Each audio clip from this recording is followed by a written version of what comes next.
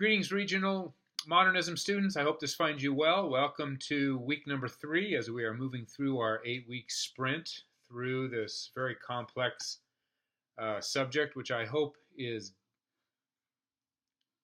has found an anchor in your thinking, in which you find something at stake regarding your own identity, no notion of place. And also how it impacts your own work as an art historian and how you think about these classes and this program and how we understand, how you understand how the arts can mediate in some way, the potential of the arts mediating the particular and the universal, the notion of the international and the communal, for instance, or the personal and the communal. And also simply that because these are such powerful forces of belongingness, to stitch us, to weave us into the world in a way that makes sense to us, they are very powerful, and that they can be used both for good and for evil. And they're very dangerous and are potentially dangerous. And so that is something that we're exploring as well, at least tiptoeing around the beware signs.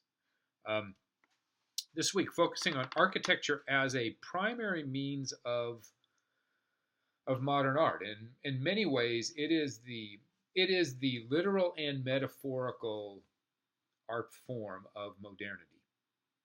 And the reason it is because it bridges the high art, utilitarian, functional artistic practice.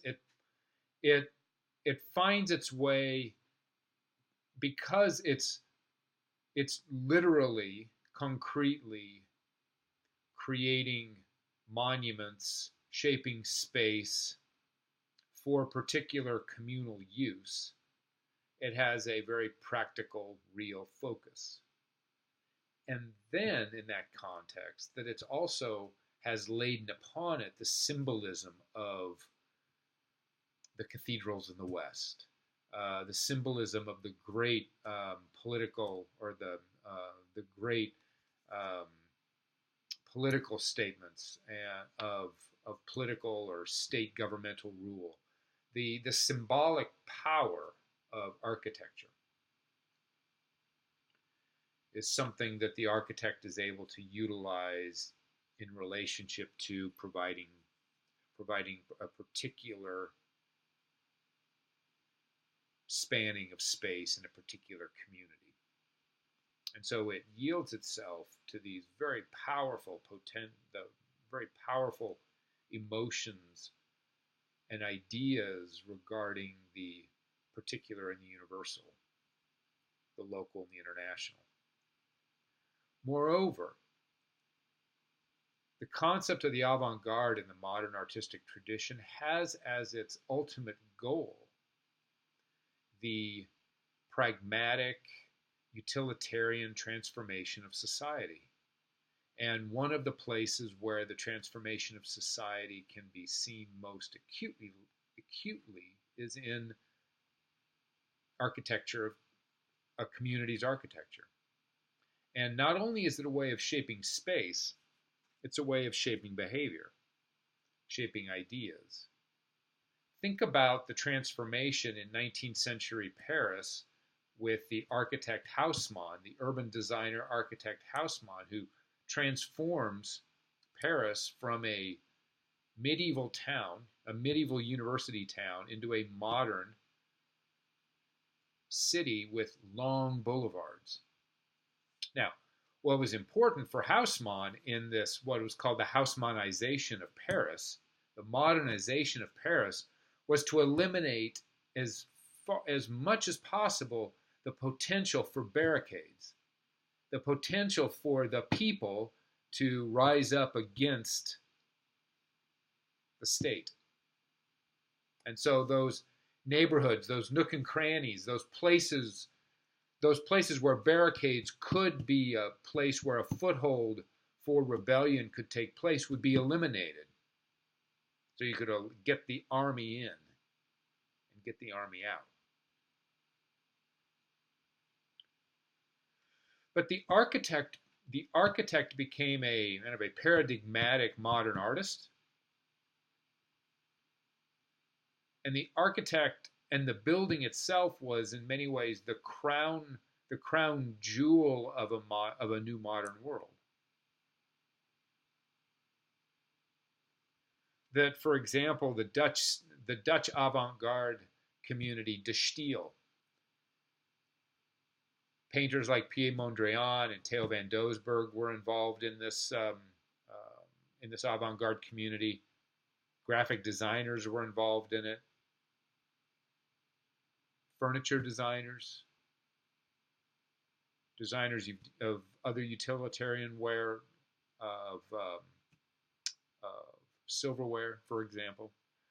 So that the ultimate goal of De Stijl was a completely aesthetically integrated world, an environment in which De Stijl paintings and flatware were served on furniture, on tables with chairs designed by De Stijl designers, in homes or apartments that were designed by De Stijl architects, on blocks that were designed with other De Stijl architects, designed by urban designers in a community that was fully integrated. And so the architect plays this role, in many ways, kind of a modern godlike role.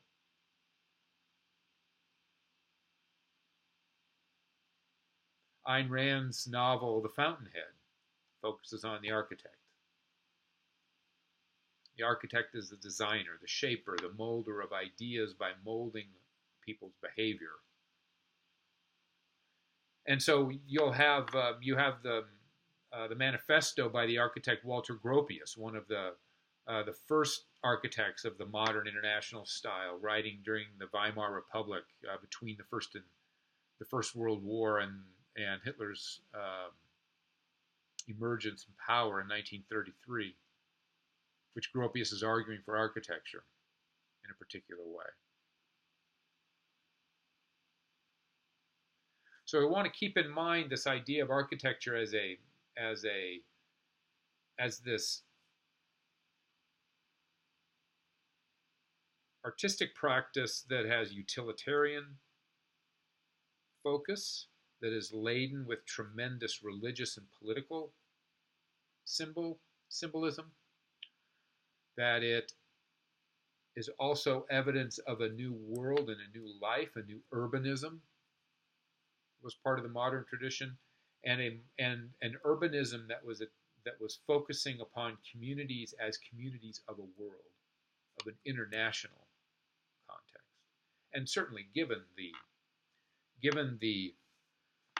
in the early modern period in Europe, the wars of religion that emerge from the 16th and in the 17th century in Europe that come out of the Reformation.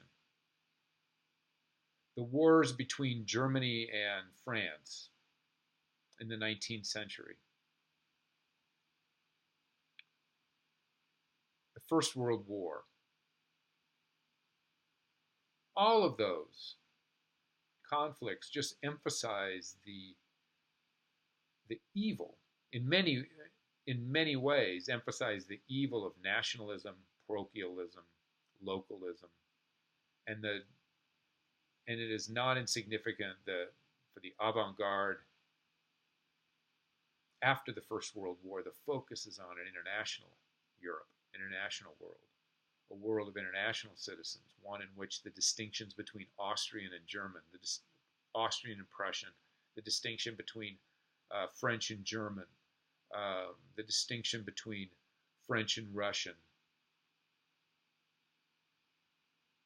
are less important than the unification of the modern world. And what better way to communicate that unification than the international style in architecture? So I hope these thoughts were helpful to you. Have a great week 3. Write me if you have any questions, and I look forward to hearing from you. And I am looking forward to catching up to your discussion posts and responding to each and every one of your responses. I really look forward to it. Have a great, blessed, and productive week. Take care.